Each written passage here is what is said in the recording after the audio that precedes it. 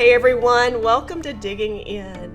It is February 2022 and we had a chance last month to assess and look at a couple of behaviors for us to be aware of that we need to make sure we're not functioning out of for this year. We ask you to think about your goals, think about leadership behaviors that you want to lead off with this year, and we heard from you.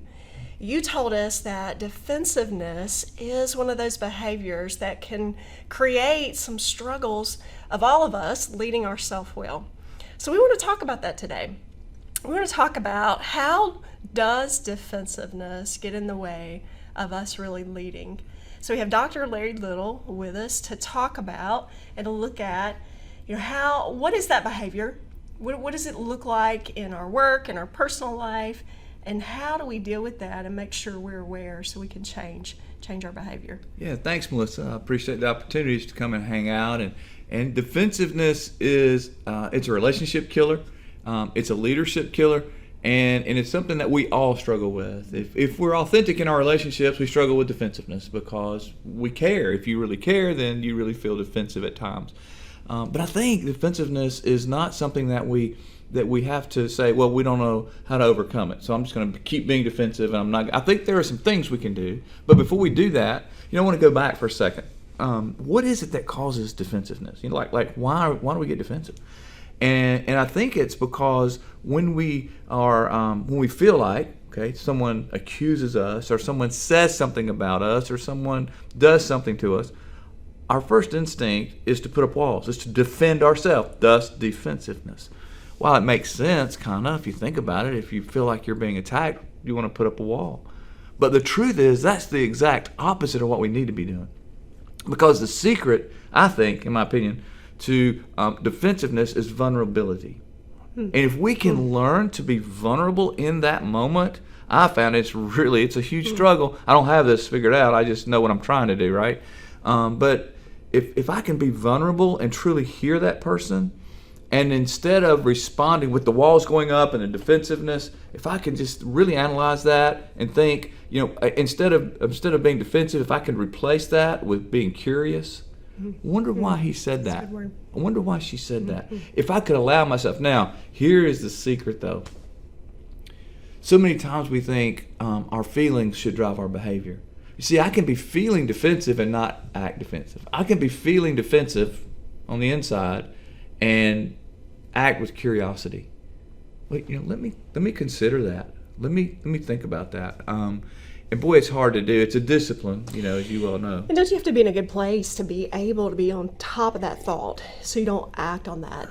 I'm thinking about just starting off this year and how tired people are, how worn out that they are. They're working hard and they're going after what they need to at work, at home, and they're exhausted. And so there's difficulty being able to respond that way when somebody's so tired. Talk about that. How does that play into you being able to be vulnerable when you're exhausted? You and I talk about this a lot when we help leaders to talk about what we're doing here.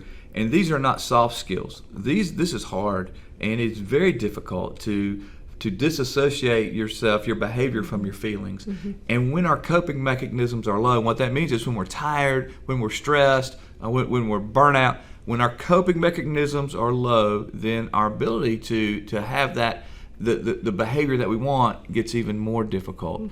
And so I think the first step in that is be aware. Be aware of what's going on inside of you. If you're in a season of life where you're stressed, where you're and we all are, I guess. In this past 2 years has been so difficult. And by the way, we've seen that. We've seen stress levels go up and defensiveness rise tremendously. Just look around and think about that. So I think it's really important for us to realize that be self-aware, but also realize that if you can get curious in this thing, when people say things to you, even if, because sometimes people are going to be wrong.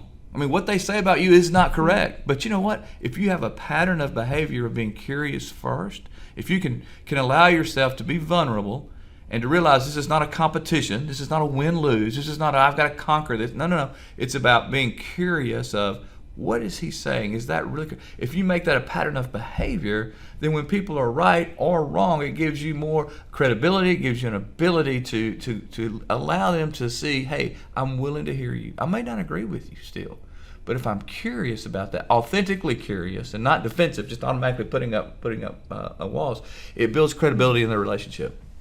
So be curious. Yeah. Slow yourself down to be able to be aware of how you're doing, what's going on, and allow yourself to become curious of the other person. So you're making that choice versus choosing for a button to be pushed. That's right. Choosing for something inside of you to kind of be pressed that produces that reaction. You said it beautifully, and don't react, respond. You know, just because you feel hurt, just because you feel upset, just because you feel whatever you feel, feelings are neither good or bad. They're feelings. So you don't have to act on that. Congratulations. We don't have to act on our feelings. Act instead on the behavior that you want to exhibit. Well, I want to be curious. I want to hear what this person said, what she said about me, what he said. I want to hear that, and I want to be curious about that, and then I want to respond. So defensiveness is real. It's something that we all feel from time to time. So we want to challenge you. Make a decision to work on that. See and be aware of how you feel and make some choices to choose being curious. We want you to try it and see how it works for you. Thank you for joining us for Digging In. We hope you have a wonderful month.